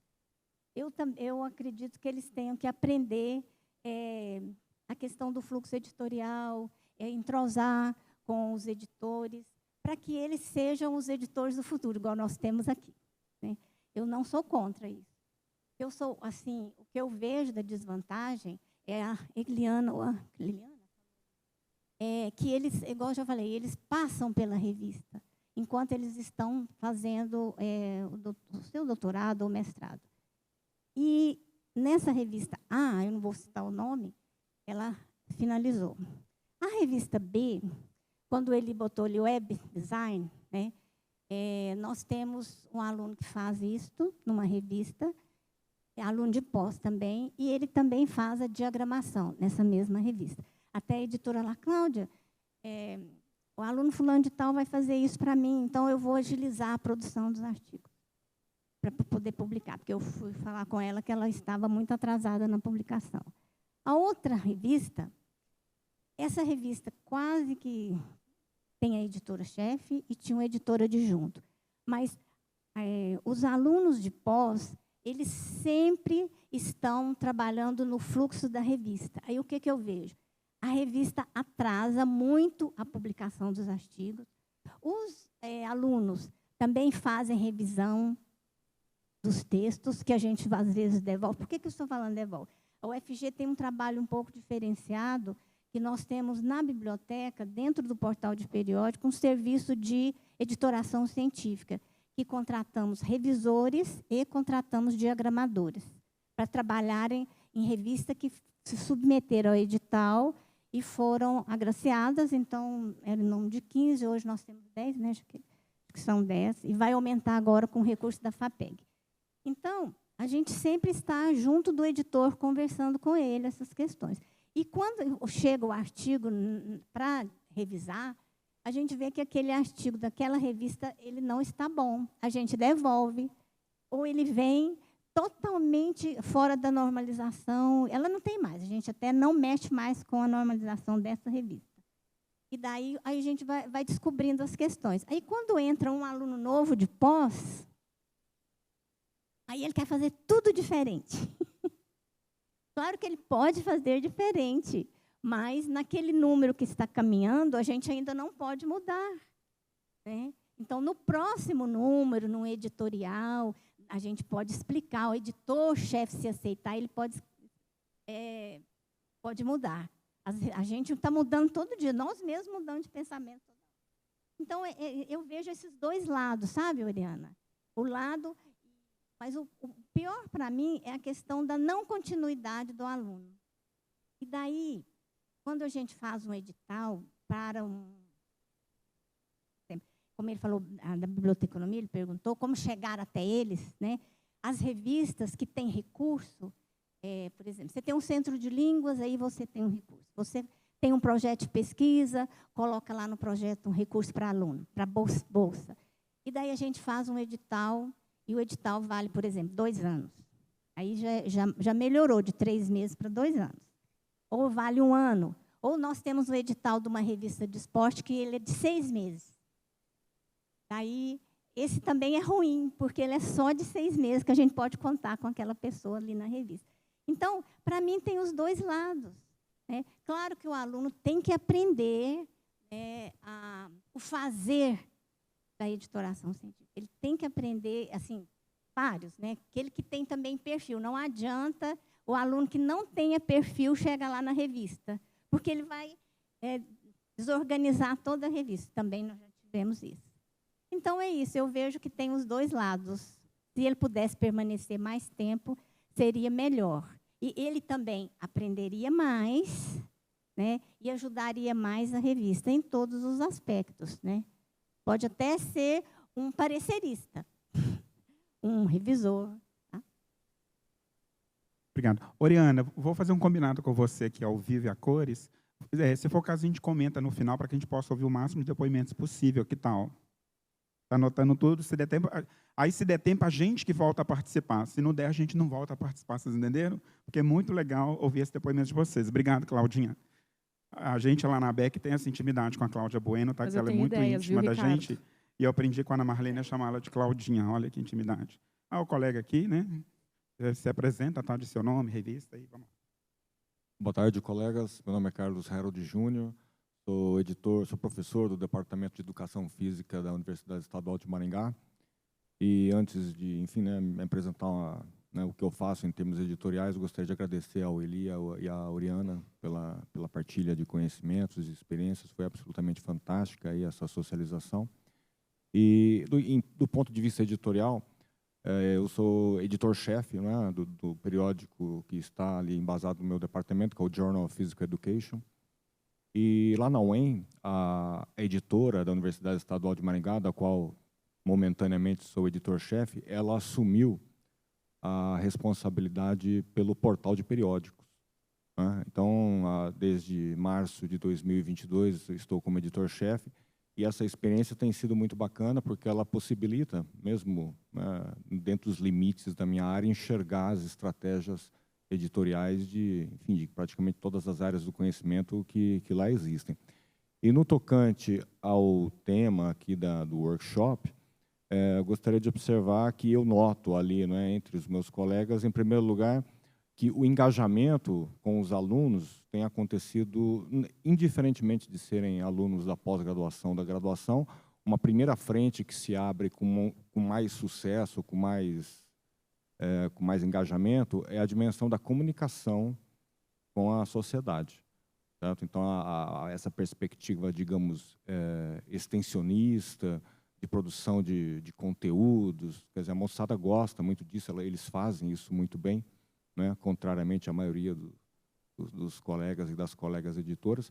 Então, eu vejo que isso também depende de áreas, né? As áreas, sobretudo as áreas, né, das humanidades, ciências sociais aplicadas, têm feito isso com muito êxito, né, ali na nossa universidade. Uma outra, ao contrário do que acontece com periódicos de áreas, né, sei lá, das ciências exatas, talvez, né, alguma coisa das ciências biológicas, em que eles veem como relevante essa comunicação, mas não assumem nenhuma postura concreta em relação a isso.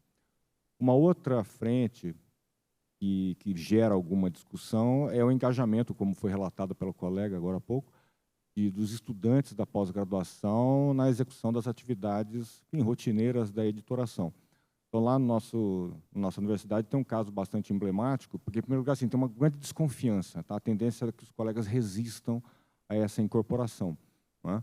Mas tem um caso bastante emblemático da nossa universidade, que tem lá uma editora de um periódico bastante relevante na área, e que ela, enfim, o periódico é muito importante, mas a equipe, aquela famosa equipe, né, a editora, ela assume, né, todas as frentes da editora, só que ela é muito engajadora, né, ela traz muitos estudantes para participarem de todos os processos editoriais. E, convergindo com o relato que foi feito agora há pouco, embora isso tenha a sua positividade, apresenta também, né, muitos problemas. Então, é um dos periódicos, ao mesmo tempo, mais visíveis da universidade, mas que frequentemente a gente está tendo que, agora, né, como editor-chefe, tendo que ajudá-la, né, na correção de problemas, justamente por conta dessa rotatividade. Para terminar, como editor-chefe, a gente tem discutido essa questão dentro daquilo que a gente chama agora de comitê gestor do portal de periódicos da UEM, tentando atacar essa incorporação, esse engajamento dos alunos da pós-graduação em duas frentes. Em primeiro lugar, institucionalmente, pensar em estratégias de visibilidade do trabalho editorial. Né? Tentar colocar para a comunidade acadêmica que o trabalho editorial tem as suas peculiaridades, que é um trabalho editorial que tem a sua relevância dentro da grande cadeia da produção do conhecimento.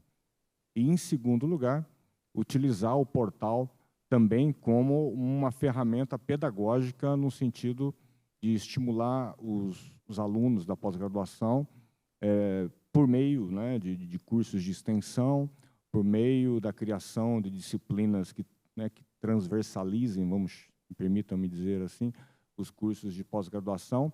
E, num primeiro momento, a gente tem acreditado que essas iniciativas pedagógicas de formação, né, dentro de uma, digamos assim, de uma alfabetização editorial, eu acho que a maneira mais fácil de pegar o pessoal para assumirem essas atividades é refletir sobre a problemática da avaliação dos artigos. Então, a gente tem tentado, né, pegar, né, assim, né, porque todos eles, enfim, né, estão fazendo as suas dissertações, as suas teses, e o processo de avaliação dos artigos tem sido um alvo constante de reflexão. Então, essas iniciativas têm focado, né, quer dizer, como fazer uma avaliação, quais são as formas de fazer essa avaliação, como que essas maneiras estão se transformando, e, no final, né, eles são convidados e são convidadas a fazerem ali uma avaliação e relatam ali as suas experiências de como é que foi, né, receber por e-mail uma solicitação, né, ver o artigo ali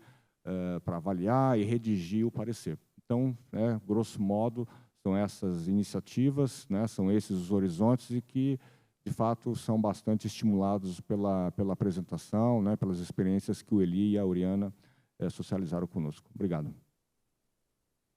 Obrigado, professor. Eu espero que vocês todos depois autorizem esses depoimentos, porque vai ser fantástico, né, Auriana, o livro do ano que vem. Eu vou chegar aí também desse lado. Tinha uma pessoa aqui também. Eu vou para lá, depois eu volto para cá. Você? Olá, gente. Me chamo Júlia Carvalhal. Sou estudante de medicina da Universidade Federal de Campina Grande. Estou no 5º ano. E eu sou editora de uma revista. Essa revista, inicialmente, ela nasceu só com um PDF que era compartilhado em e-mails entre os estudantes da IFMSA Brasil, que é uma de estudantes de medicina, só para realmente compartilhar experiências dos estudantes e tudo mais, sendo que a revista foi crescendo muito. Vários estudantes começaram a enviar trabalhos mais relevantes, revisões, e desde 2020 a gente começou o processo de por que não criarmos de fato um periódico científico? E a gente entrou em contato com diversos professores, a gente pediu muita ajuda, a gente olhou o site da OJS, investigou tudo aquilo, a gente iniciou o processo, a gente criou a revista. Hoje em dia ela está ativa e ela é baseada uma grande porcentagem de liderança de estudantes da graduação, inclusive alguns de pós. Atualmente queremos muito que os professores entrem, porque, enfim, eles vão validar tudo isso que a gente está tentando levar para frente.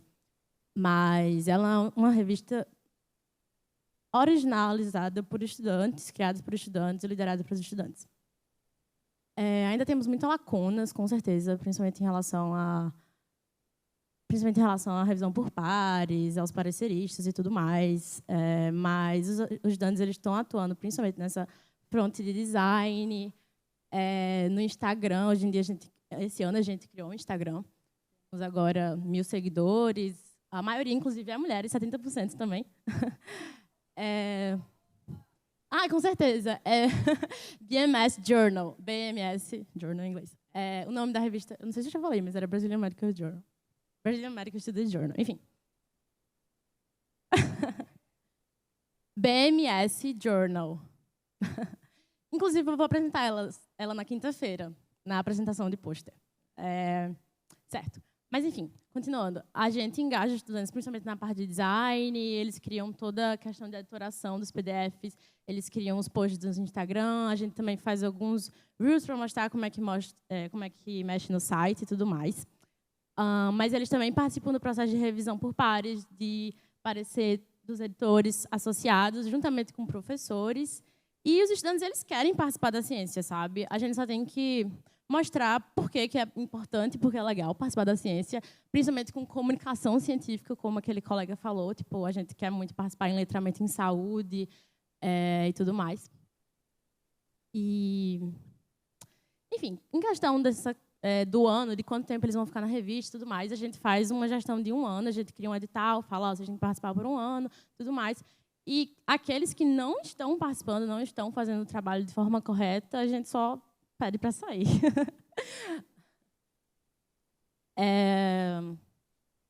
E acho que é isso. Oriana, nossa estratégia funcionou, né? Da gente trazer um pouquinho e levar muito mais, né? Aqui tinha 2 pessoas, eu chego aí também, pessoal, tá? Você e você. Boa tarde a todos e todas. Parabéns, Eli, parabéns a Oriana pela apresentação de vocês. Eu sou Isabel Cunha, eu sou editora-chefe da revista Enfermagem em Foco do Conselho Federal de Enfermagem. Sou enfermeira e também professora na Unifesp, em São Paulo. Eu vejo com bons olhos, claro, né, como professora de pós-graduação, alunos de pós-graduação participando conosco na editoria de revistas. Só que, no nosso caso, na revista Enfermagem em Foco, nós não somos uma revista acadêmica, nós somos e nem ligados à academia, nós somos ligados a um órgão de classe. Mesmo assim, também acho que é possível, sim, a gente ter alunos de pós-graduação, estamos começando a discutir essa questão, mas eu acho que a gente tem que pensar com muita clareza qual vai ser o papel deste aluno na nossa revista. E ouvindo os colegas, né, eu penso que a gente tem que ter muito claro, nós vamos ter alunos para formar futuros editores ou ajudar na formação de futuros editores, ou vamos ter alunos para ajudar a revista. Ou para as 2 coisas, não sei. E aí a gente tem que pensar. Então, no nosso caso, me parece importante que a gente tenha edital para seleção, né? Porque aí a gente abrange a possibilidade de ter de vários locais do país, que a gente tenha rodízio nas atividades, então, um pedaço na parte lá de editoração, né? Então, assim, que esse aluno ele passe pelos todas as áreas da revista científica, que tenha um prazo grande. Eu acho que, se não for 1 ano, a gente não consegue, pela nossa experiência na nossa revista, ter um engajamento adequado de alguém para poder aprender, poder contribuir e assim por diante. E agora, eu acho que uma das grandes discussões que a gente vai ter pós-pandemia essa atividade será presencial ou será online, na distância? Isso muda aquilo que a pessoa vai fazer, como vamos receber essa pessoa. Mas, assim, então, eu acho que a gente pode pensar e pode evoluir para isso, mas a gente tem que ter muita clareza qual vai ser o papel, tem que estar muito claro no edital, e a gente tem que ter clareza de que ele vai passar, né? Esse aluno vai passar por todas as áreas de uma editoração. É isso. Obrigado a você. Pessoal, a Leila veio ali me contar um segredo que não é segredo, não é, Leila? A Leila nós temos um grupo na ABEC, que é o grupo DEA, tem uma página na ABEC do DEA, que é Diversidade, Equidade, Igualdade e Acessibilidade. E a Leila, na verdade, que está ali na frente, é a nossa guru, digamos assim, quando se fala em DEA, tá? Então, eu queria lembrar esse detalhe. A Leila veio me lembrar o seguinte, a ABEC fez uma modificação no estatuto, me corrija a informação se eu der a informação errada, tá, Leila, por favor? Que, com essa modificação no estatuto, estudantes de pós-graduação também agora podem ser associados da ABEC. Tá? Isso é bacana, né, Leila? dei a informação correta, né? Tá. Eu tenho 2 pessoas aqui inscritas, vocês 2. Você está um século, né? Parece que eu não enxerguei que você é um século, levantou a mão, né? Senão eu vou perder a coragem, gente. Então, eu sou Elisa Silveira, da RECIS, Revista Eletrônica de Comunicação, Informação, Inovação e Saúde, Fiocruz. E aí acabei agora, vou tentar organizar minha fala, porque vocês mobilizaram de várias formas. Do ponto de vista de eu, como aluna, doutoranda, eu fugia da possibilidade de trabalhar numa equipe editorial de uma revista da universidade onde eu estava, porque eu sabia que era muito trabalho. E, profissionalmente, eu já estava numa equipe editorial recém-chegada, achei que não ia dar conta. Então, eu confesso ter fugido, porque eu sabia de que era de trabalho. Então, assim, falando como aluna. E agora eu vou falar mais do lado de coordenadora editorial da RECIS, o que a gente está pensando lá. Vou falar da minha revista e vou falar da experiência que eu conheço de outra revista da Fiocruz. A gente lá na RECIS, e aí por isso que eu vim para cá, para me inspirar com ideias e compartilhar com os colegas o que a gente está pensando. A gente está muito interessado em ter... A gente já tem um aluno doutorando que faz parte do... Ele é um editor assistente da revista, ele já faz parte do corpo editorial, muito naquela dinâmica de um orientando de um dos editores científicos, né? Que funciona... Essa pessoa, esse caso, tem funcionado super bem. Mas nós estamos nos organizando para estruturar um estágio de editoria científica junto com o programa de pós-graduação da instituição. O que a gente está pensando é fazer isso de maneira formal, por meio de um edital, que valha como crédito na formação, pensando muito nesse espírito da formação de pareceristas, de editores, e até mesmo como uma experiência profissional de enriquecimento desse autor como pesquisador. E aí eu fiquei feliz aqui hoje, porque no meu doutorado eu estudei editoriais de revistas científicas. E como esses textos, que nem sempre são muito valorizados, as pessoas só querem os artigos de pesquisa, como o editorial hoje foi citado várias vezes, né, como um texto que indica, né, aconselha, indica, estabelece valores, então estou feliz por isso também. E num desses editoriais que eu li, se eu não me engano, foi Ricardo Coimbra, ele estava falando que como ser editor de uma revista o tornou um pesquisador melhor, né, e que dialoga um pouco com aquela fala da aluno que falou da regra do jogo, né? Quando você começa a entender das regras do jogo. Deixa eu acelerar um pouquinho aqui, senão eu vou demorar. Então, a gente está pensando nisso. E aí também vi editoriais, que foram meu objeto de estudo no doutorado. Eu vi o Caderno de Saúde Pública, que é a revista, outra revista da Fiocruz, da qual eu não faço parte, mas quero compartilhar aqui a experiência deles. Eles fizeram um estágio de editoria científica, tem um editorial publicado sobre isso, não vou lembrar o ano, mas é de 2018 para cá. E eles chegaram à conclusão de que 1 ano foi muito pouco, viu? Então, o colega aí dos 3 meses realmente é muito pouquinho. E eles quiseram depois fazer para 2 anos. O que a gente na RECIS está pensando em fazer é só para doutorando, porque mestrando passa muito rápido pela instituição. E aí, Cláudia, absoluta, é isso mesmo, aluno é passageiro. E até o fato dele ser passageiro e também ser jovem, às vezes podem vir com ideias mirabolantes, ou inovações que são super bem-vindas, mas que podem se tornar episódicas na revista se a gente não garante sustentação. Então, assim, a gente está pensando só para doutorando, 2 anos, valendo crédito, e a gente ainda vai articular isso com um programa de pós-graduação. Mas aí eu queria agradecer aqui também a oportunidade, porque às vezes a gente fica pensando em apagar incêndio, e o maior problema, eu acho que é a avaliação dos textos, fica querendo parecerista, né, mão de obra para parecer. E aí vocês fizeram para mim uma pergunta muito importante, né, assim, o que o aluno pode trazer, o que ele vê na pós-graduação dele, o que ele pode contribuir para a revista. E realmente, assim, tem um tensionamento de questionar determinadas práticas, né, que a gente já faz, as relações de poder.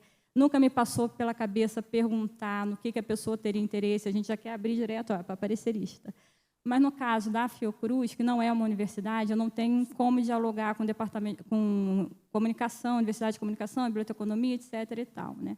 Mas queria agradecer, então, as reflexões todas que vocês trouxeram para mim hoje e queria compartilhar essa experiência minha como aluna, minha como doutoranda e minha como Fiocruz, essas duas revistas. Acho que eu consegui falar tudo razoavelmente organizado. Falou sim, muito bem. Você que escreveu, quem aqui? Eu, professor, e você? Eu te passo a palavra. Acho que ele tinha levantado a mão. Boa tarde a todos, professor Márcio Magera. Eu sou editor-chefe da revista Recima 21. Recima 21 tem um significado.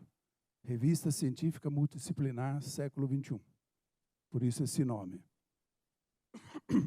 Eu tenho andado por aí e não vi nenhuma revista com DPO. O DPO é aquele profissional que trata dos dados da revista, atendendo assim a Leis Gerais de Proteção de Dados. A Recima 21, ela tem o DPO, já há um ano. Ela tem um advogado, setor jurídico. Ela tem uma bibliotecária. Ela tem um jornalista. Ela tem 4.000 revisores. Ela hoje recebe 3.000 visitas por dia. Já recebeu 3 milhões em 3 anos.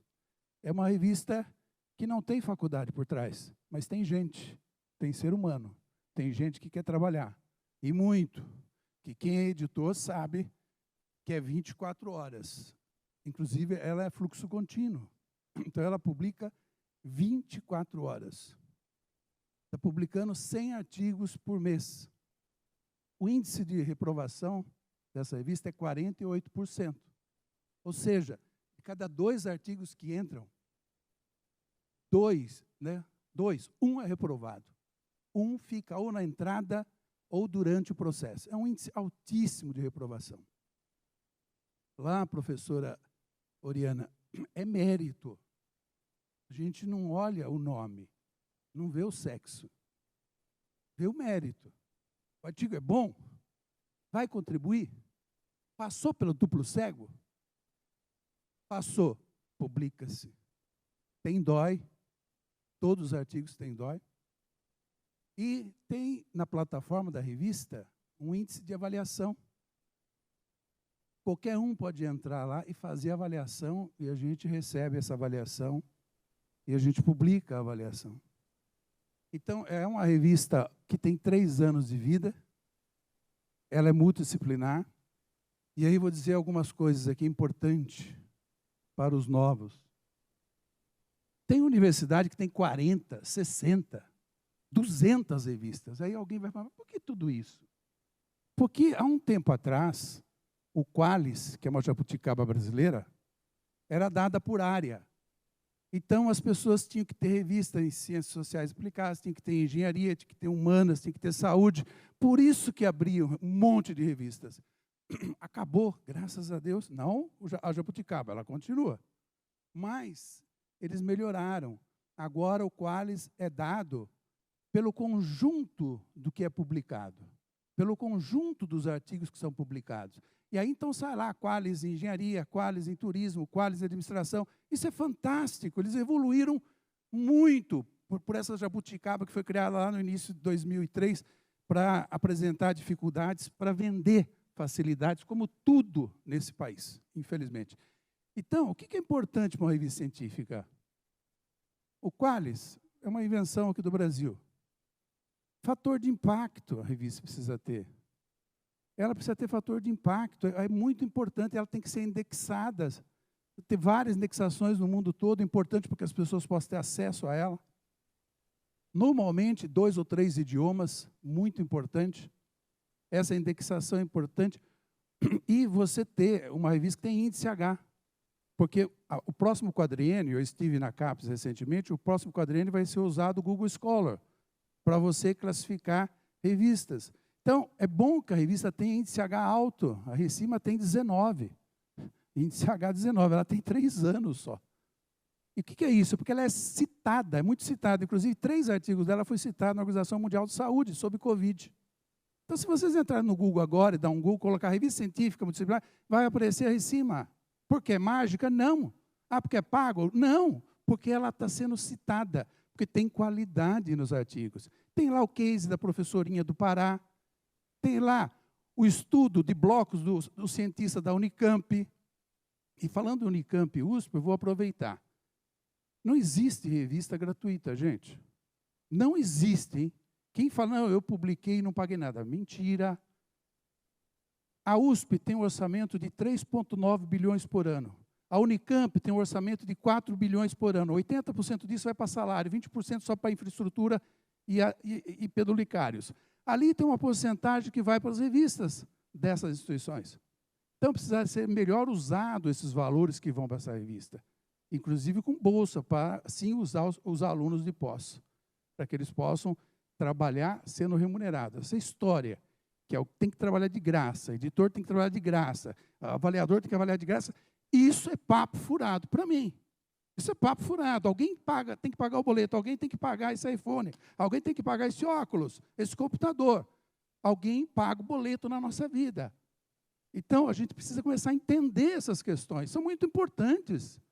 Não há publicação gratuita. A dona de casa, que está nesse supermercado aqui embaixo, agora fazendo compras, paga 67 impostos diferentes, está pagando a publicação de artigos das federais e das outras universidades estaduais. É essa coitadinha lá que está pagando. Então, a gente precisa começar a entender as coisas, para começar a mostrar, principalmente essa gente jovem que está vindo aqui, para ver como que funciona um pouco esse segmento. Essa é a minha contribuição. Um abraço. Obrigado. Obrigado, professor. Boa tarde. Meu nome é Sara, eu sou a editora adjunta da revista Conexões. E o meu primeiro contato com a editoração foi enquanto aluna de pós-graduação do curso de Ciência da Informação na Federal da Paraíba. Eu não tinha muita opção, a professora escreveu todos os alunos para ser editores da revista. E lá eu fui conhecendo a linguagem de editoração, conhecendo indexadores, conhecendo o fluxo editorial.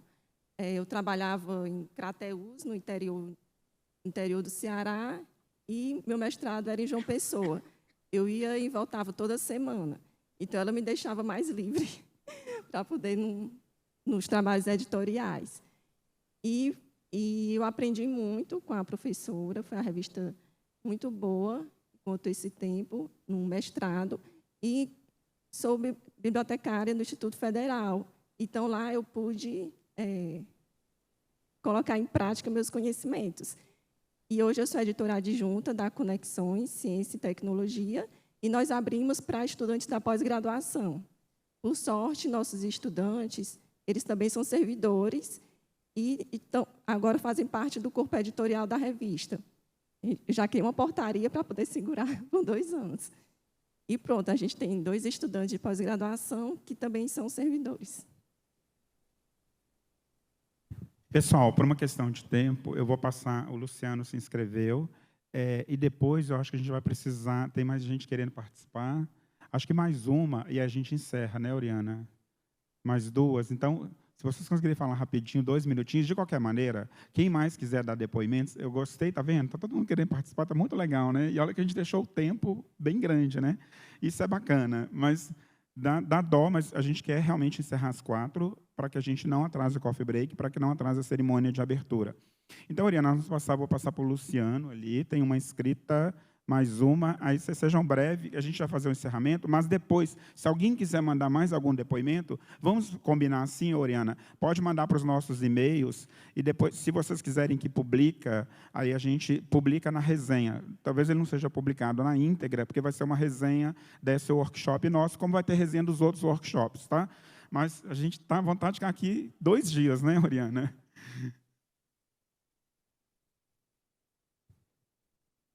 Boa tarde, pessoal. Luciano, da Editora Cubo. Eu vou tentar dar uma contribuição, não do ponto de vista de editor, porque eu não sou um editor, mas a gente, na Editora Cubo, trabalha com muitas revistas, tá? Então, a gente atua diretamente, por exemplo, com o corpo editorial de 16 revistas que a gente auxilia na parte, toda essa parte que vocês estavam falando aí da parte difícil, né? De diagramação e tramitar artigo, tudo mais, certo? E também na parte que eu estou sempre conversando com os outros clientes. Então, a gente acaba recebendo deles muita informação valiosa a respeito desse tema, que é de como envolver alunos, né? Jovem carreira, mestrado, doutorado na política editorial. e também do ponto de vista de quem está sempre participando dos eventos do Cielo e da ABEC, em que sempre há palestras, inclusive de palestrantes internacionais, que falam sobre isso sempre, né? E, como já foi falado, edital realmente é o caminho a se seguir, mas o ponto, eu percebi que aqui tem bastante foco em algumas atividades mais do dia a dia, vamos dizer, técnicas, certo? Como envolver o aluno nessas atividades técnicas, diagramação, padronização, fazer o upload do arquivo, preencher planilha para indexação, que são atividades técnicas que, tudo bem, precisam ser feitas, a gente sabe que as revistas precisam de ajuda nisso, então, e se falou em colocar no edital quais serão as responsabilidades dos alunos, certo? Para que eles possam não deixar a revista na mão. E o que a gente vê que está sendo feito por vários editores, pelo menos dos que trabalham com a gente, como a gente presta esses serviços mais técnicos, eles estão envolvendo, e o que a gente ouve das palestrantes internacionais, é envolver os alunos, não pensar só no que eles podem trazer, mas no que eles podem levar depois que eles saírem. E colocar no edital não só as responsabilidades do aluno, mas também as responsabilidades do corpo editorial para com os alunos que se comprometerem, né? Então, por exemplo, o que vale mais a pena, né? Ele aprender a fazer a forma do artigo, diagramação e padronização, ou ele aprender a analisar um relatório de similaridade, certo? Para verificar se tem ou não plágio, o que pode ser feito, como comunicar isso para os autores, certo? Como investigar o assunto, outros aspectos, como avaliar a qualidade, tamanho amostral de um artigo, né? Avaliar materiais, métodos, e do outro lado, como avaliar o parecer, os relatórios que os pareceristas entregam. A gente sabe que tem pareceristas que entregam relatórios excelentes, mas também tem relatórios muito rasos. Então, o que vale mais, né? E o que vai, talvez, dar para esse aluno uma sensação de pertencimento maior, né? Que ele está só apertando o parafuso, ou ele está realmente pensando, ajudando, aprendendo a pensar e contribuindo, né? Para construir o conhecimento científico, que é o que a gente quer deixar como fundação para o próximo trabalho, como foi falado no mini curso da manhã. Então, eu queria deixar essa reflexão, né? Tem bastante área em que os alunos de pós-graduação podem ajudar. Sobre a questão do aluno ser passageiro, eu acho que o que a pandemia nos ensinou é que o trabalho remoto está aí. Ele pode começar o mestrado, ele pode até abandonar o mestrado, mas se ele estiver se sentindo pertencendo ao corpo editorial, ele vai continuar trabalhando de onde quer que seja. Certo? Então, era isso que eu queria contribuir. Obrigado. Obrigado também, Luciano.